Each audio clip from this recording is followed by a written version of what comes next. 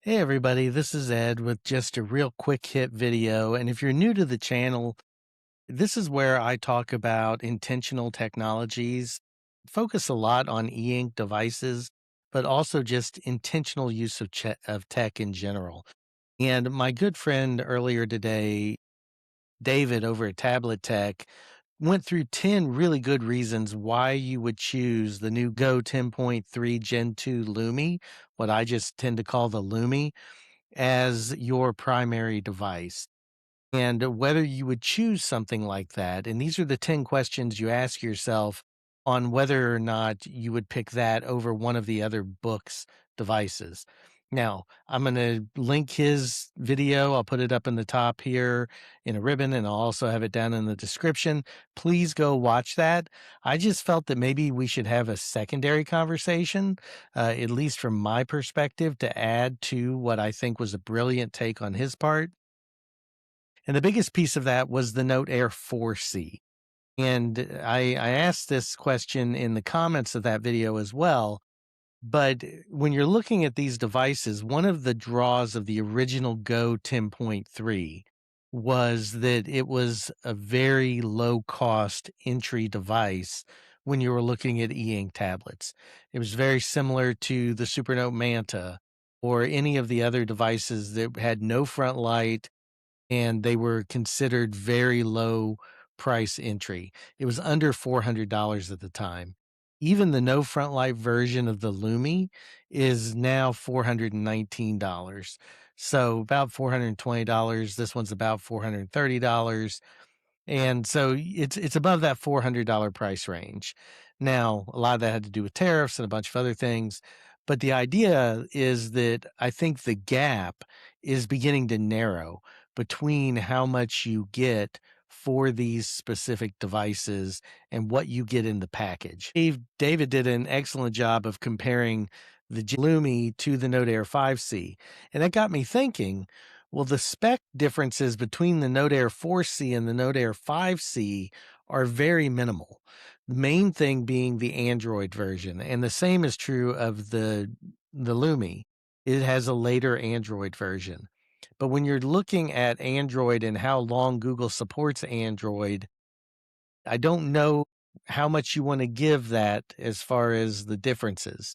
So again, go watch David's video, but what I want to talk about here is the real cost differential, mainly between the Note Air 4C here on the left and the Lumi here on the far right. And then I put the Note Air 5C in the middle as kind of that middle space, as kind of, if you were just too uncomfortable with Android, would you pay for the extra to go up to the new Android version?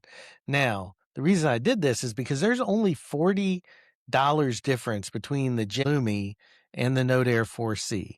So $40 in overall cost. Now, what you're getting the different there is going to be Android 15 versus Android 13. Again, that's something that you're going to want to make a decision for yourself. And then, of course, there are the other things. The octa-core processors are virtually the same between all three devices. The nice thing about the 4C and the 5C is that color, if that's something you need and want. But also, they do have EMR. So that is a change.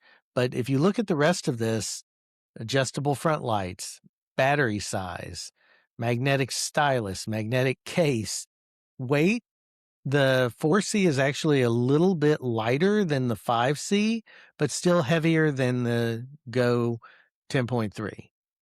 And so I think that's when you really have to get into that comparison.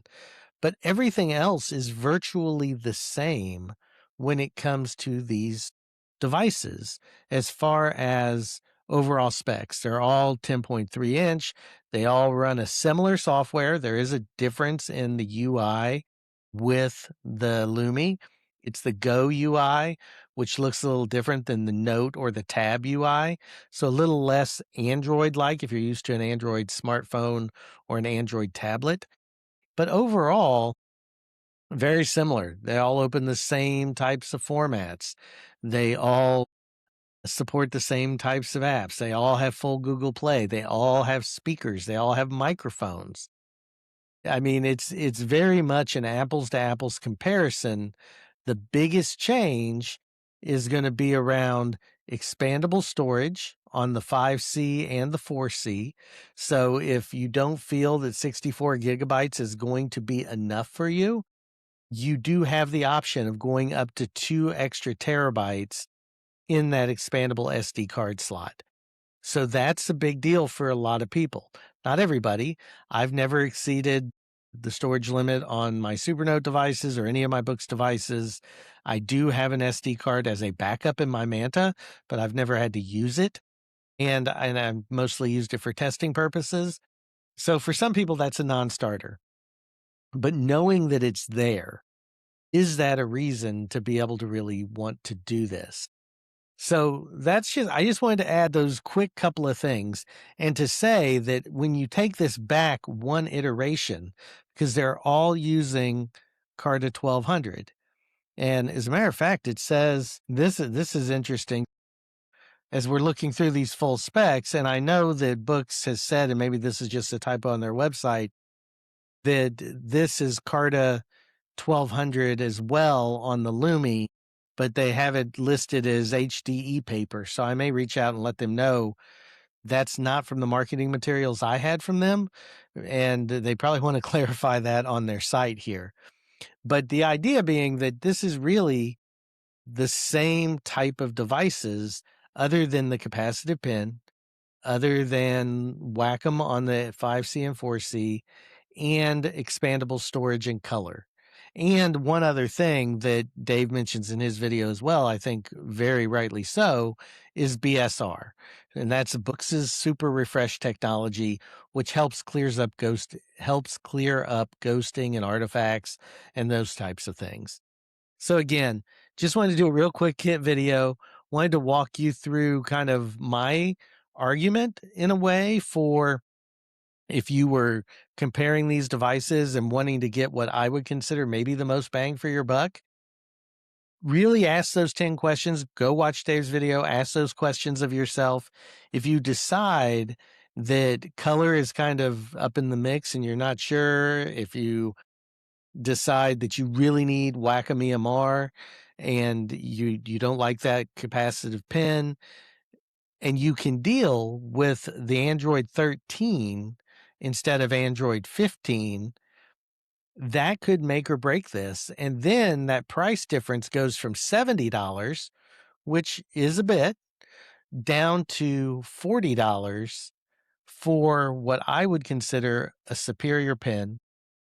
And if you're going with something with a front light anyway, I don't think you get much of a trade off in going from black and white to color because color gives you that option. Personally, I like black and white devices, so I tend to gravitate that way, but I also tend to gravitate towards non-front lit devices. So anyway, everybody, thank you so much for tuning into the channel. Like I said, very quick hit video. Wanted to jump out there, support my friend David, and also to add what I thought was an observation.